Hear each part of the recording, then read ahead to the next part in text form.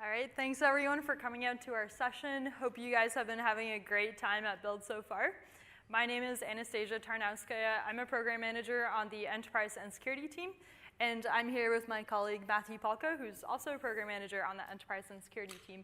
And we're super excited to be here today to talk to you about how you can enable passwordless authentication in your apps and services. For those of you that had the chance to check out yesterday's M365 keynote by Rajesh, you would have seen some exciting references to passwordless there.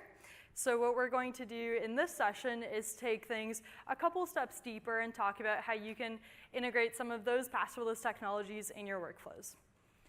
Before we get started with the content that we have prepared for you today, we wanted to get a survey of the room, just get a sense of some of your backgrounds. So could we get a show of hands for how many of you out there are app developers? Okay, almost everybody. What about primarily web developers? Okay, also a good show, about 50% of the room. And then how many of you are in the business of providing your own identity services or authentication experiences? Okay, a good number as well, about 60% of the room. All right, and then final question. This is the one that I'm most excited to hear the answer for. How many of you have already implemented some form of passwordless authentication in your workflows? Okay, a few hands, so 10%. That's actually more than I was expecting, so that's super exciting to see.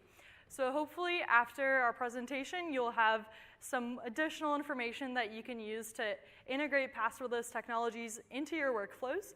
And for those of you that have already implemented some form of passwordless technologies, please definitely give us feedback at the end of the session on how the content that we are going to be presenting compares to some of the technologies that you've already implemented.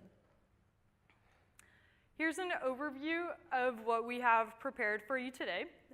First, we're going to talk about Microsoft's passwordless strategy and how you can apply that to your apps and services to go passwordless for your workflows. And then we're going to have two deep dive topics for you. The first one is FIDO 2, and more specifically WebAuthn authentication. And the second one is the role of SSO and passwordless, and how you can use that to have an even lower friction experience than if you had any form of authentication in your workflow. Lastly, we're going to have a couple of call to actions for you, and we're going to end the session by having a feedback link where you can send us directly any ideas, suggestions that you have for future sessions. All right, so why passwordless? There are tons of organizations across the entire industry that are partnering together to think about this problem and really move everyone away from passwords. So why is that the case? It really ends up boiling down to two main themes. The first one is the user experience that passwords provide, and the second one is security. From a user experience standpoint, passwords are really frustrating for users to use. I'm sure you've all had experiences with passwords lately, but it can be really difficult to remember all those passwords that we have to manage from all of our accounts, whether that's your social media, your work account, or perhaps for your utilities. On form factors that have smaller screens where you're using touch input, passwords, and especially those with special characters, can be super frustrating to enter. And then lastly, even if you have a really long, complicated password, it's still very easily phishable. Next, passwords are expensive and insecure. Because people have to deal with so many passwords in their workflows, they end up reusing their passwords across a ton of different accounts. We pulled a stat that shows that 73% of passwords are duplicates. This is super concerning to us as a security team because when you think about that, if just one of a user's accounts is compromised, all of a sudden, potentially all of those users' accounts are at risk. And this is a perfect segue for the next point, actually. That's 81% of data breaches are actually the result of passwords that have been compromised because passwords tend to be the weak link, which of course ends up being really expensive for the organizations that are affected. And lastly, because passwords tend to be a huge pain for users to deal with, they tend to forget them all the time. It results in a lot of support calls as well because users are constantly phoning in to report that they've forgotten their password and they need some way to be able to reset that. All right, and then let's take a look at it from the perspective of your apps and services. So what do all those user experience and security points mean for your workflows? The first one is onboarding friction. I don't know about all of you, but every time I go to a new website or an app that asks me to create yet another username or password, it's just a super sad experience because I'm really excited to get started using the features that the app or service has to offer, and instead I'm stuck in this frustrating user experience where I have to deal with yet another password. And I'm sure all of you know how important that first impression of your app or service is. This leads to the next point of user drop-off. It can mean a really big difference between an app that has passwordless authentication versus an app that has a high friction flow, such as one that uses a password, because users are going to be more likely to move from those high friction apps to ones that have lower friction, where it's easy for them to use them. And lastly, risk of account compromise. It can be really damaging, as I'm sure you know, to the reputation of an app or service if user accounts are compromised, and so of course we want to move away from that. One of the top questions that we get asked is, okay, I get it, passwords are super insecure, but what if I add a second factor, such as phone authentication to my password? Definitely more secure, but now we're complicating an already frustrating user flow where you already have to deal with a password with a second factor. And so when we think about how can we get away from using passwords and replace them with something better, we want something that is both more secure than a password, but is also really pleasant and easy for users to use.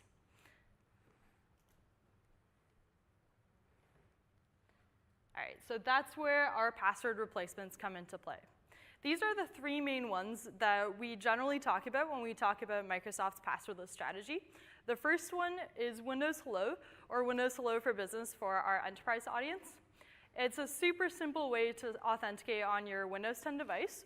All you have to do is use your face, fingerprint, or Windows Hello PIN, depending on your device capabilities, to sign into your device.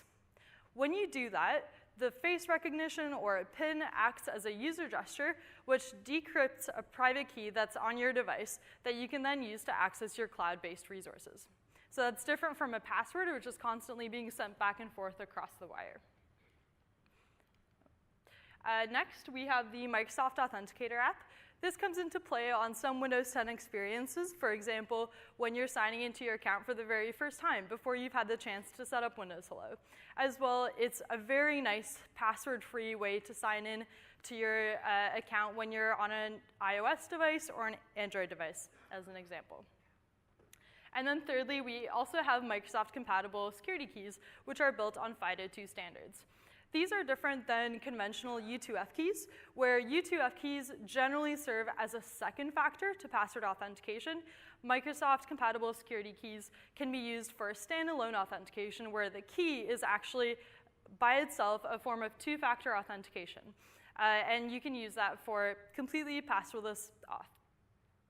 And that's actually going to be our first deep dive topic of this session that Matthew is going to get into a little bit later.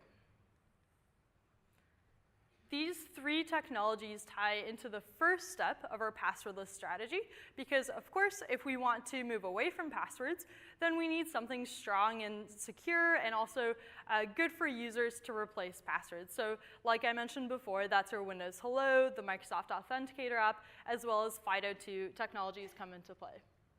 The next step is to reduce the user-visible password surface area. So we really want to get users out of the habit of using passwords and using passwordless technologies instead.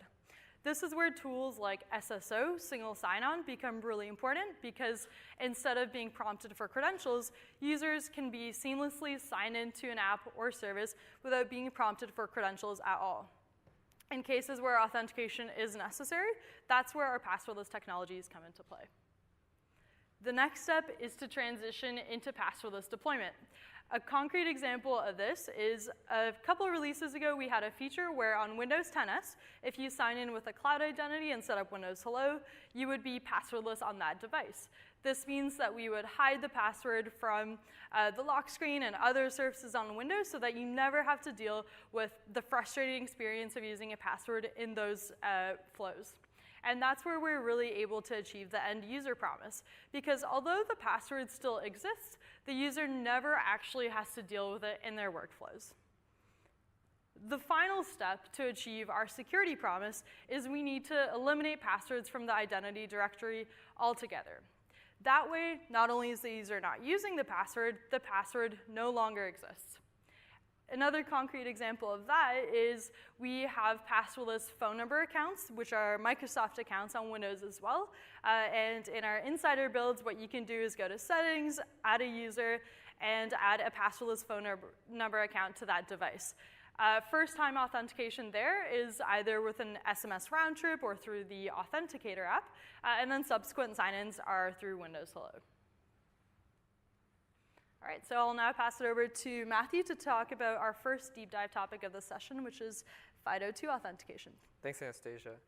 All right, so we're going to jump back a few steps in this roadmap that Anastasia laid out, and we're going to go back to step 1, which is deploying password replacement offerings. So for any app or service, right, the first step on this journey is going to be implementing passwordless replacement offerings, which I'm going to get into in a little bit. For our users, though, the journey is actually going to be much longer because Anastasia talked about the challenges of these users having all these different accounts, having all these different identities. So it's going to take a lot of work from the ecosystem to move all of those identities to passwordless solutions for us to really solve it for our users. So we're really excited that you're here today to learn more about passwordless solutions, to come along with us on this journey. So I'd really like to thank you for being interested in learning more about this topic. For an app and service, there's a few different ways you can approach the passwordless problem.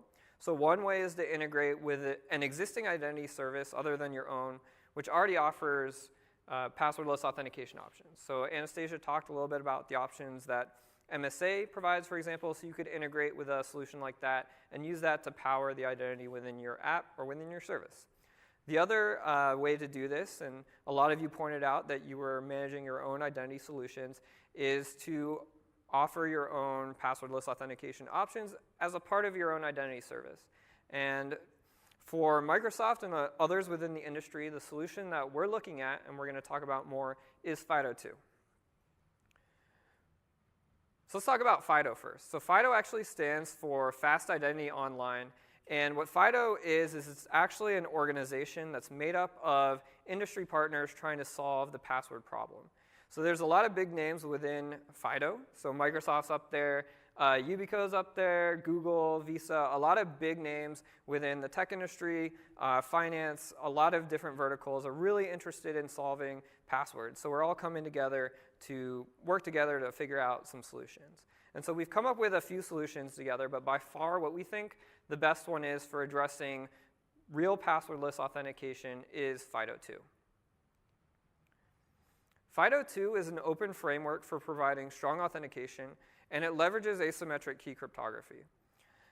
It enables passwordless multi-factor authentication, but it can also be used for the password plus a second factor flows that Anastasia talked about. So it can also be used for U2F, but we really think that passwordless is the better user experience, so that's what we're going to focus on when we talk about FIDO2 during this section of the talk. FIDO2 relies on a user having a token or a device which they can use to store the asymmetric keys that they're going to use for authentication. This is referred to as a FIDO Authenticator, so you'll hear me using FIDO Authenticator or Authenticator as a term during this section of the talk as well. These authenticators support simple user gestures, so this can be a PIN or biometrics, and that's tied to the authenticator itself. And so that's how we're going to get to real multi-factor authentication when we're doing FIDO2. So your keys that you're going to be using for authentication are going to be bound to this authenticator, and then you're also going to have the user provide a gesture to provide access to those keys during authentication. FIDO2 has a few goals, and these are directly meant to address the issues that we outlined with password before. So first and foremost is security. I already mentioned that we're using asymmetric key cryptography, and the goal of that is within user authentication, we want to provide strong auth that's non-phishable, non-breachable, and non-replayable. So those are all really important to user authentication within this model. In addition to that, we also want to leverage attestation. So when we're enrolling credentials for a user, we want to be able to prove cryptographically at that time the security around those credentials being registered. So we want to be able to say, is this credential actually secured on an authenticator, and what is the security of that authenticator? And you as a service or as an app can get that information and use that. Next is usability. So I mentioned these simple user gestures. This is meant to really improve upon the usability of password. So for all the different credentials that you're using for all your different accounts, instead of having to remember a password for each of those, you just remember the PIN or have the biometric gesture, and that's going to unlock the credentials for all those accounts. So much simpler, better user experience. Next is privacy. So in addition to these, we want to preserve user privacy when using FIDO2. So every single service or app that registers to create a FIDO2 credential is actually going to get its own key. And so that means that you can't track a user across all of these different services with those credentials. And then last is scalability. So since this is a new authentication solution, we want to make it easy for developers to actually use. So that's a big goal, and this has been achieved through a simple JavaScript API. Since this is JavaScript, it's mainly meant for web apps and web services at this point. FIDO2 is comprised of a few different specifications that actually work together to provide an end-to-end authentication solution. So the first specification is the W3C Web Authentication specification, or WebAuthn. The second specification is the Client to Authenticator protocol, or CTAP2. The WebAuthn specification is the spec that actually defines that JavaScript API that we're going to get into in a little bit, and that allows you to call from your website into the authenticator to leverage the credentials on that authenticator. The Client to Authenticator protocol actually defines communication between a PC device that you're using and the authenticator that has their credentials.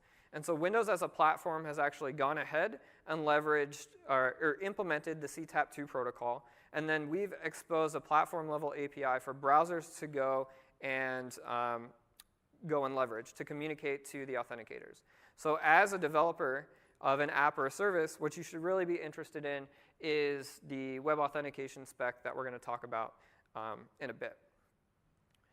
When we're looking at user authentication when using FIDO, it's actually a really simple process. So here on the left, I have a user, I have their FIDO authenticator, and then I have a server on the right for the app or the service. And on that authenticator, I've provisioned a credential, so that's a private key tied to that authenticator, and then my server has the public key side of that. So when I'm doing authentication, what this is going to look like is that on the server, I'm going to generate a challenge that's going to get sent down to the authenticator. The user, when the authenticator gets that challenge, it's going to prompt the user to provide a user gesture. So this is the simple PIN or biometric that's tied to that authenticator. So they're going to provide that gesture. And once that's provided, the authenticator is going to sign that challenge and then return it back to the server. And so once again, we're going to do multi-factor authentication here, two-factor authentication, where the key is going to be bound to that authenticator, and then the user is providing their gesture to provide access to those keys. And if everything checks out, then you can provide users access to that service. So that's what the FIDO2 flow looks like. We're now actually going to go and show you what that actually looks like in action. So MSA has actually gone ahead and implemented WebAuthn and enabled FIDO2 authentication. And so this was actually shown at Ignite. So if you've seen any of the Ignite talks on passwordless, you may have seen this demo.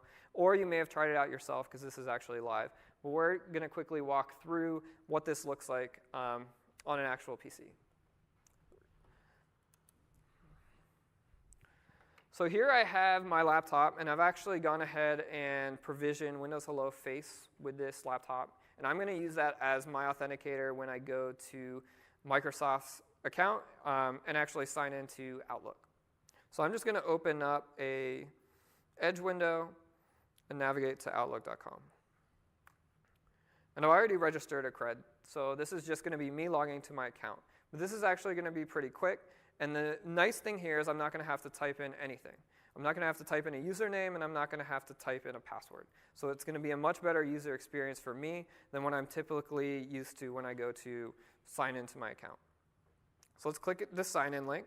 And so here is the standard Microsoft account sign in page. And you're going to see this option here that says sign in with a Windows Hello or a security key. So I'm going to click that, and then it's going to prompt me for my face. It's recognized me. I click OK, and then it signed me into my email account.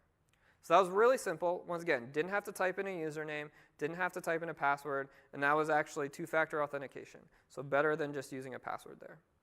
So that's really great if I want to sign into this PC where I have my face registered. But let's say I want to go over to my friend's house and I want to check my email there and maybe like print something out because he has a printer and not that many people buy printers these days for personal use. So I'm going to go to his place and be able to sign into my account using a portable credential this time. And so the way I can do that is I can enable that with a token or a security key. So this here is a YubiKey from Yubico that's FIDO2 enabled. And if you came in early enough, you should have received a card that allows you to actually go to their booth in exchange for one of these. But this is FIDO2 enabled. So that's really important. There's a lot of hardware tokens that are out on the market, and a lot of those are for U2F, right? And so you need to make sure it's actually supports the FIDO2 protocol. So I'm actually going to set this up and then go to a different machine and log into my same account. So let's go to my account settings really quickly, and then go to my security tab.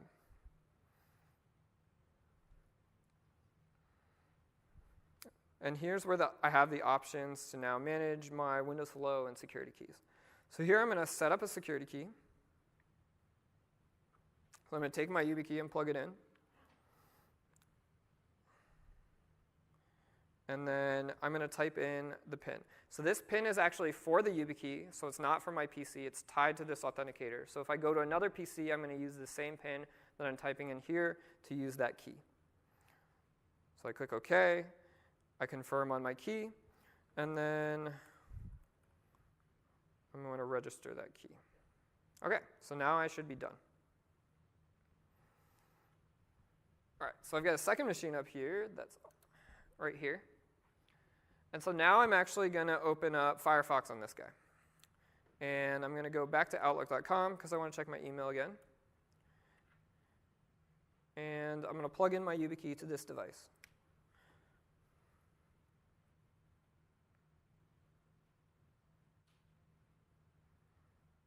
And once again, I didn't have to type in my username. I didn't have to type in a password, just that PIN, and I'm back into my account. So this is a separate machine, and I just set up that key.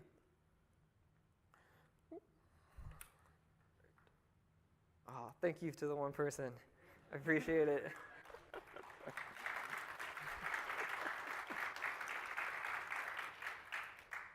OK, so within that demo, when I signed into MSA first, I actually used Windows Hello Face. All right, so we're really proud to announce that Windows Hello is actually certified as a FIDO authenticator.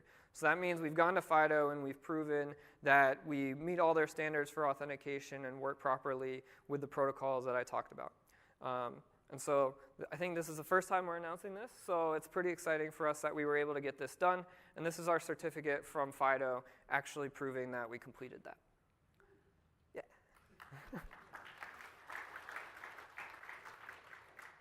So we talked a lot. I showed you the experience for how Microsoft has gone and done that and what that passwordless, usernameless flow looks like. So now let's actually look at the WebAuthn API and talk about how you can go and actually implement that and show how simple it is to actually use this API set. So there's two basic steps to actually using WebAuthn within your web service or web app. The first step is you have to register a credential, and that's done with navigator.credentials.create. And that's going to be called with the public key origin. And then the second step is then authenticating with the credential using navigator.credentials.get. So those are the two very basic steps. And those can actually be broken down into a few more steps that we're going to talk about. So let's look at creating a credential first, and then we can walk through authenticating with that credential. So when we create a credential and we want to call this API, the first thing that you're actually going to want to do is define some options for the credential that you're going to create on the Authenticator. Once you've done that, you're then going to call the JavaScript API with those options, and it's going to create the credential on the Authenticator and then pass some information back up to the client about the credential that was created and some metadata. That information is then going to get sent to your server, and then you're going to parse and validate the metadata that's sent up, And once that's done, register that credential to the user. So not a crazy process, should be relatively simple. So I have a demo app that has gone and implemented this, and it's available on GitHub, so github.com/MicrosoftEdge/WebAuthn sample. So I recommend that after this talk, if you're interested, you can go grab that and take a look. But this is the same code that I'm going to walk through now.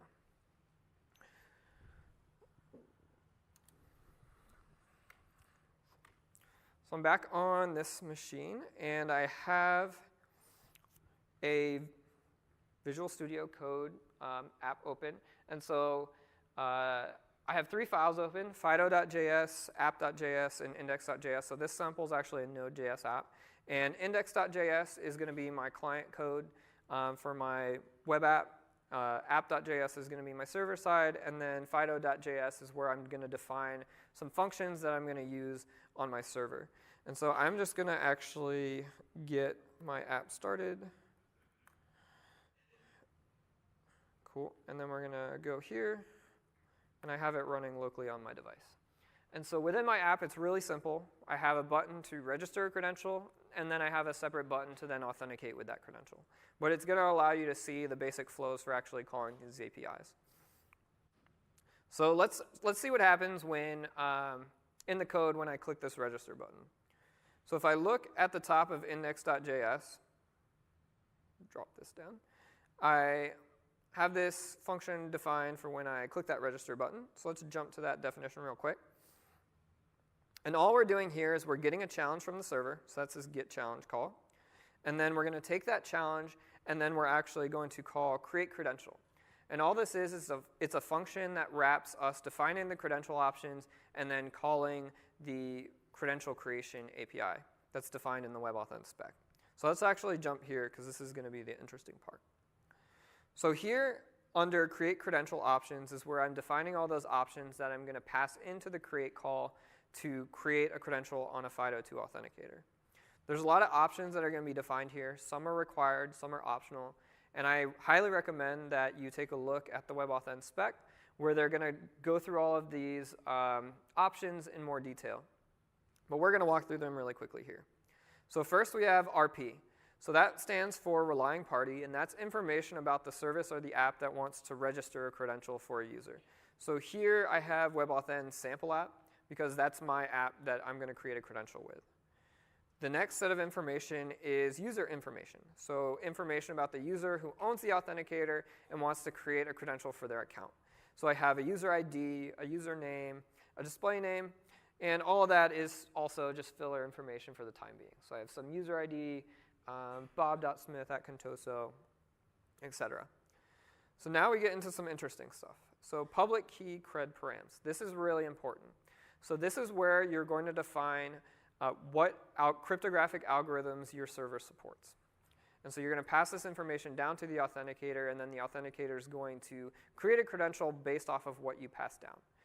This here is the minimum set of algorithms that we recommend that you use when creating a credential with the WebAuthn API. So I have 2 algorithms defined here. The first is -7, and this is in the COSE cryptographic algorithm registry, and this maps to ES256. And so you're going to use ES256 and ECC when you want to create a credential on an external authenticator like the YubiKey that I used previously.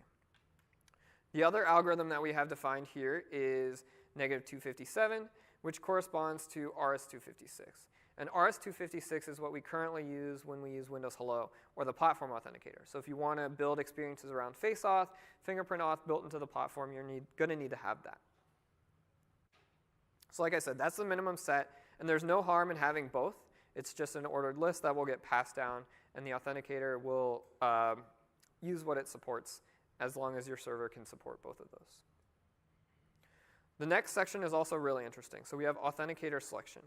And here we have 3 options that need to be defined. First is require resident key. Then we have user verification, and then authenticator attachment. So let's start with that first one, require resident key. This is currently set to true, and this needs to be set to true if you want to do user nameless flows.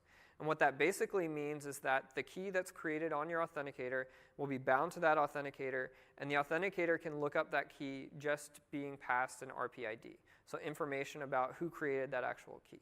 So if you want to be able to do like the experience I showed with MSA where I didn't have to type in anything, this must be set to true. The next one, user verification, we have this set to required. So if you want to do real two-factor auth and you want to have the user type in a PIN or do their gesture on the authenticator and have that as one factor and then have the authenticator also be a factor, then you need to require that the user do verification on that authenticator. So we've set that to required here, and we recommend you do the same. And then the last option is authenticator attachment. So this is just defined with the attachment variable, and this is set with the radio buttons that you saw in the app earlier. But there's two options that you can set here. You can either set platform or cross-platform. Platform means that the authenticator is bound to the device or platform. So that's like Windows Hello, where I'm using the TPM as my authenticator, and those keys are bound to this laptop that I'm carrying around. If I want to use a portable credential that I can carry around and use with multiple devices, that's where you're going to set this to cross-platform. Then there's a few other options. So the next one is challenge. So that's the challenge I got from the server. I'm going to pass that in as an option. And then attestation. So attestation we have here as set to none, but that's just for the sample app. We actually recommend that you do set this and that you set it to direct for message integrity, and so that you can actually get an attestation blob from the authenticator. If you set this to none, it basically means the authenticator doesn't need to pass you anything. I think that there's also another option that allows the authenticator to pass up information that's not direct. I think it's indirect, and that allows it to do anonymous attestation data, but we recommend that you do the direct option. So once you've actually gone and defined all these authenticator options for what you want to create on the authenticator, or sorry, credential options for what you want to create on the authenticator, now we're going to call that JavaScript API. So here I have navigator.credentials.create. I have the public key origin, and then I have create credential options. So all those options that I just defined. And so what that's going to do is that's going to call, it's going to go through the platform, through that CTAP2 protocol, down to the authenticator and actually tell the authenticator, hey, create a credential, and then I'm going to get something back. So I get this raw attestation object back. And within that attestation object, I have an ID. So that's going to be an ID for the credential that's created on the authenticator. I'm going to have client data JSON. And this is information it represents information that's sent from your RP down to that authenticator. So basically it has metadata around you saying I want to create a credential. And then the attestation object. So this attestation object is what actually contains the public key that corresponds to the private key created on your credential, and then metadata around what was created. So once you call that API and get that information back, we're going to send that to the server. So we have a REST call here where we send that attestation object to app.js. So here you can see when that gets called, we're calling FIDO make.credential over that attestation object, and then that's defined in fido.js. So let's jump to this definition. So here there's a bunch of steps that the sample walks through, and these are defined in the WebAuthn specification, and it's basically steps on how you're going to verify the attestation data that's sent over and the metadata that's sent over to validate that everything's correct and that it is a valid cred that you want to register for that user. I'm not going to walk through all those steps. I highly recommend you read through the spec, and you can look at the sample to get an understanding of what's going on. Most of these steps aren't actually too complicated, so a lot of it's done in the sample already, but it just really isn't interesting stuff. Like it's CBOR decoding here, parsing some data in the attestation object. So not crazy difficult things to do, but just things that you need to do to verify what was sent from the authenticator. But once you've actually gone through these steps, here we're going to store the credential that was created, so that public key, on our server, and then we're going to store some information with that, including the ID, and then so here we have the public key and something called a sign count. So basically the sign count is something that's stored on the authenticator, and it's also something that you're going to want to store within your server. And basically anytime you do an authentication with your credential, you want to increase that sign count. And so basically if you see an authentication from an authenticator and that sign count is lower, that's a bad thing. That means either something went wrong with that authenticator or somebody's trying to potentially spoof that authentication because that sign count is lower. So that's why we're storing that here. So that's basically it for creating a credential. So let's jump back into my app itself. And I'm going to plug my YubiKey back in. And we're going to create a credential. So I have it selected for cross-platform here because I want to use that YubiKey I just plugged in. And then I'm going to click register. Same system dialog. I'm going to type in the PIN tied to that authenticator. Verify on the key. And then I successfully created a credential. And we can actually see if we go into the debug menu. Whoa. Some errors. But if we get down to where I just called that creation, you can see that this was the ID for that credential I just created, the same one shown in the window. The client JSON data has the information that was sent from the RP, so you can see WebAuthn create. I wanted to create a credential. This was the challenge that I passed down. This is the origin, so where my server is. And then the attestation object here, which is going to contain that public key and metadata. So that's it. I created a credential. We're going. All right. So once you create a credential, now let's actually use that credential that I created to authenticate. So this is, once again, a relatively simple process. So the first thing you're going to do, like we did when we created a credential, is we're going to get a challenge from the server. We're then going to define a few credential options, and that is this object defined here, public key credential request options. So we're going to define some options there, and then actually call navigator.credentials.get with those options. Once the authenticator gets the request to authenticate the user, we're then going to do user verification again. So I'm going to type in my PIN again, and then that's going to have the authenticator sign the challenge and then return that to the client. Once I get that challenge on the client, I'm going to send it back up to the server.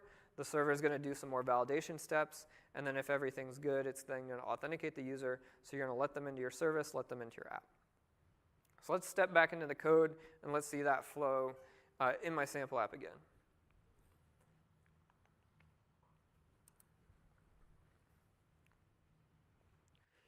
All right, so let's go back to here. And so I have a second button defined, Authenticate button. And here we're going to go to, whoa, not that. We're going to go to where that function is defined. And here you can see I'm getting a challenge again from my server. And then with that challenge, I'm calling getAssertion. And all getAssertion again is a function where I'm going to define the request options. And then I'm going to call the navigator.credentials.get API. So this is going to be more even simpler than creating a credential. So here is actually where I'm going to define the assertion options, or the request options. And there's 3 fields here. So a lot less than when you're going and creating a credential. The first one is allow credentials. The second one is the challenge, and the third one is the timeout. So challenge is actually the only mandatory thing that you pass in. So the challenge that we just got from the server is the only thing you have to send down to the authenticator. Allow credentials is actually interesting if you want to do username flows versus usernameless flows. So if you're doing a username flow and your user has passed in their username, then you can look up the list of credential IDs that are tied to that user account. And so when you're calling the GET API, you can then pass down that set of IDs and say, only these IDs which I know are tied to my user can actually be used for authentication. If you're doing a usernameless flow, you don't necessarily know which IDs the user might use, so you'd leave this blank. But that's it. That's all you have to define. And then we're going to call navigator.credentials.get with the public key origin again, and then get assertion options that we just defined. So that's going to go down to the authenticator. We're going to do user verification, and then I'm going to get back another assertion object. And this assertion object is going to contain a little bit different information. I'm going to have, again, that ID. So this was the ID that was used during authentication. I'm going to have client data JSON. So once again, it's going to show the information that was passed from the RP down to the authenticator. The user handle for the user authenticating, the signature, so my sign challenge, and then some authenticator data. And once again, once that gets sent back from the authenticator to the client, I'm going to use a REST call and send that back up to the server. Very similar flow to when we created a credential. So here I have another, when I receive that assertion I'm going to call verify assertion over the information sent from the client. And that's, once again, defined in fido.js. So here you can see there's another set of steps, and these are, once again, defined in the WebAuthn specification. And I highly recommend you take a look at this as well. But you're basically going to, once again, decode that data, parse it, verify that the signature is correct. And then once you walk through all those steps, that's when you would authenticate the user and let them back in to your service or application. So here, once we do that, we actually verify a bunch of steps, and then our authentication is just returning the credential that we used to authenticate. So we basically validate that the signature was correct with that credential and tell the client, hey, this was the actual credential you used. So let's step back into the app. I'm going to authenticate. Once again, I'm just going to type in my PIN, confirm it on my key, and then here you can see the assertion data that we got back from the authenticator. So I have that ID, so it's the same ID that I used when I created a key. And then authenticator data, user handle, client data JSON, which is interesting. So we have WebAuthn get this time. So now we're saying I sent down from my RP to my authenticator that I wanted to authenticate, the challenge that was sent down, the origin, so my app once again, and then the signature over that challenge. So that's it. I created a credential and I authenticated a credential. A relatively simple process.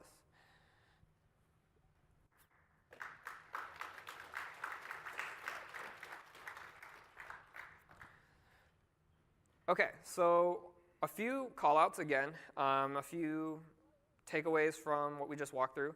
So I showed multi-browser support. So I did my demo in Edge, but I could have also done it in Firefox. And so this is live in production versions of Firefox, so Firefox 66 and above. Chromium-based browser support is coming soon, so look forward to that. But this is cross-browser, cross-platform, and cross-browser specification. Then some takeaways for doing user nameless and passwordless flows. So this, once again, is to provide what we think is the best user experience and the best security. So these are the public key credential request options and authenticator selection, where we define some of the options for actually creating that credential. So once again, if you want to do real user nameless flows, require resident key must be set to true. If you want to do real 2FA, user verification must be set to required. And depending on whether you want to use a platform authenticator or an external authenticator, you have to set your attachment differently. So if you want to use a platform authenticator, you're going to set authenticator attachment to platform. And if you want to use an external key, set it to cross-platform. And then lastly, algorithms, right? So we specified that there was a minimum set that we recommend that you use. So once again, that's -7 or ECC for use with those external keys. And then for your platform authenticator, -257 for RS-256, and that's going to let you use Windows Hello. We have a few more resource callouts as well. So if you want to learn more about FIDO2, the solutions that they have, read through their specifications, learn more about authenticators themselves, then I recommend you go look at the FIDO2 overview and other specifications that they have on their site. There's also the WebAuthn specification, so I recommended a few times that you read through that, and that's going to give you a really good understanding of all those fields that we specified within the sample app and that you're going to need to define, and how you're then going to parse the data sent from the authenticator to your server. And then the WebAuthn sample, so that's the sample app that I just walked through. For any questions, you can reach out to fido-dev@microsoft.com. And the team at Microsoft can help you if you have any issues when you're trying to deploy this within your own app or service and testing it out. So yeah, if you want to take a picture. All right. Back to you, Anastasia. Thanks. So the technology that Matthew talked about is super great if you're in the business of providing your own identity services and authentication experiences, because instead of having your users use passwords, they can use passwordless FIDO2 credentials instead.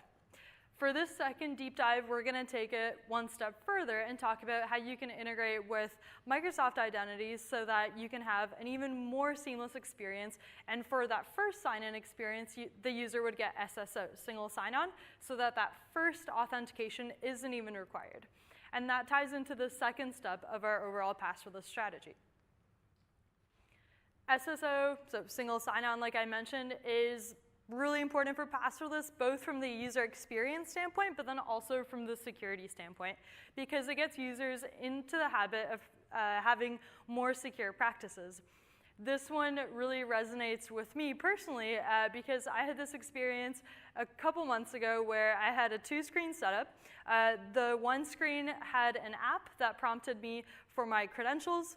Unfortunately, the app was not using passwordless technologies, and so I had to type in my password. So I typed that in, hit enter. I'm looking at the screen. I'm still not signed in, a little bit weird. I look over at my other screen, and I had just set my password to a 20-person Teams chat. Thankfully, I wasn't reusing my password across accounts, so it was pretty easy to go and reset it. But that's just one example of how, with single sign-on, you can provide your users with a more secure experience.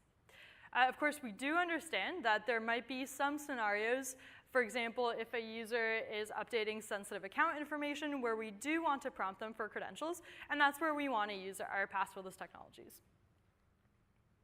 And you can enable these experiences through MSOL as well as the Web Account Manager APIs on Windows 10, which is going to be what we're going to deep dive into for the remainder of this talk. But if you're interested in learning more about MSOL and how you can use that on the web, you can check out this recording of a talk that happened yesterday after the build. Like I mentioned earlier, the Web Account Manager APIs are the infrastructure that you can use to enable single sign-on on Windows 10. And the way that works is when you sign into your Windows 10 device with a cloud identity, such as your MSA or Microsoft account identity for consumers, or your work identity that's federated with Azure Active Directory, and you use a strong credential, that acts as a bootstrap for single sign-on in the browser and in your applications as well with Web Account Manager integration. And then lastly, I also want to call out that Web Account Manager APIs are extensible to custom identity providers. So if you have a really niche set of authentication requirements and you feel like you have a suite of apps that would benefit from a really custom experience, that's where you might consider implementing a custom web account provider. And I have that illustrated on the slide there, just showing that I have a work account added to my Windows 10 device, as well as a personal account, and I could potentially have a web account that belongs to a custom identity provider. And all of this really acts to serve a very seamless experience when I go to sign into my apps and services. Let's take a look at what that looks like. So on the screen here, I have my work identity, and I had just used Face to authenticate. And because that is a cloud identity, I'm using strong authentication. When I land on my desktop and open my browser, I get single sign-on to office.com, so I see all my resources there. And if I were to open apps like OneNote, for example, then I have SSO there as well. So let's talk about how you can implement the Web Account Manager APIs. The calling pattern is pretty simple. The first step is to find the web account provider. In this example here, I specified the Microsoft identity provider. And because the Microsoft provider takes two forms of authentication, one for consumers, one for enterprise, I can specify that in the second optional authority parameter. So here I specified organizations because I'm going to be getting SSO to my work identity, for my work identity. I could also put in my custom identity provider there as well, or for example, the Xbox identity. The last thing I want to call out here is you can also make use of the default Windows identity. So this is going to be the web account that the user is probably using to sign into their Windows device, such as their Outlook account or perhaps their work account. And so if I want to get that, then I could specify a single parameter, which is just login.windows.local, and that will give me the default web account provider. Once I have that, I can use that to construct my OAuth token request with the call web token request by creating a new web token request. The first parameter that I'm going to pass in is the provider that I just found, as well as a scope parameter. In this example, it's user.read. And the third parameter is a client ID, and this is what you would have received when you registered your app on the Azure Active Portal. In this case, we're going to be connecting to Graph, so I can add that to my web token request as well. And then lastly, I'm going to use that request with the API request token async to finally get that OAuth token back, which I can then use to access my provider's APIs and the web account, and that result is what I would use to paint a very rich, personalized experience for my user in my app. Lastly, if the user signed in with a web account that isn't their default Windows identity, I can store that for future use by taking a look at the web token request result. Let's take one step deeper and take a look at what that WAMP token request looks like underneath the hood. To illustrate this, we're going to have 4 components. The first one is a calling application, such as your line of business app, for example. The second is, of course, the Web Account Manager APIs, which are exposed through a WinRT surface. Next, we have a web account provider.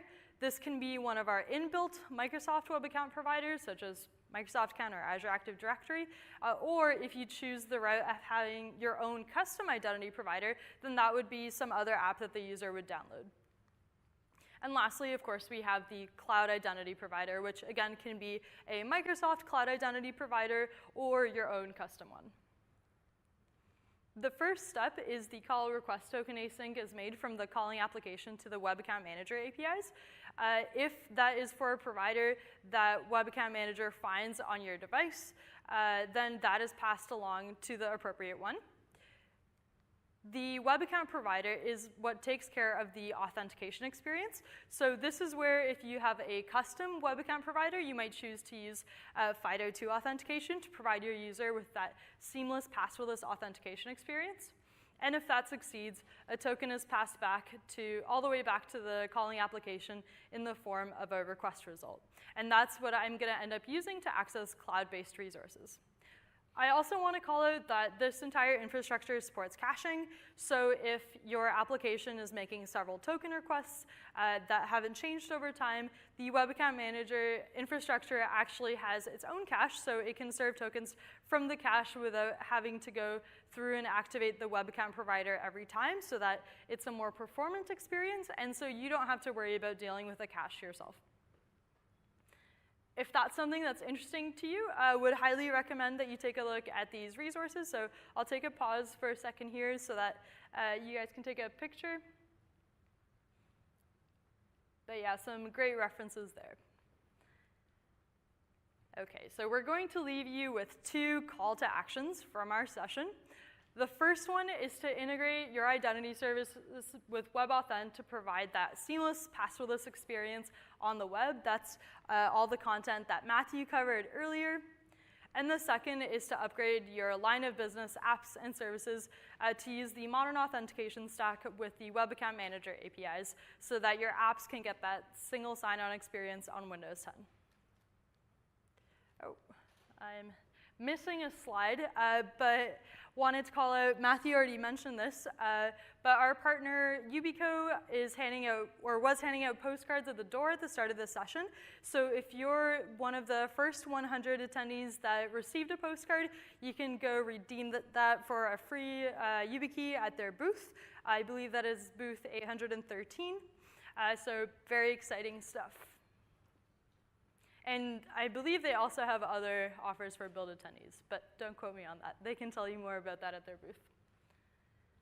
All right, and lastly, we have a survey here. This is separate from the conference feedback, but if you have any feedback that you want to send directly to the product team, you can use that to leave us with any ideas or feedback that you have for what you want to see in future sessions as well. All right, so thank you very much for attending our session. Hope you learned something new, and we'll stick around for any questions as well.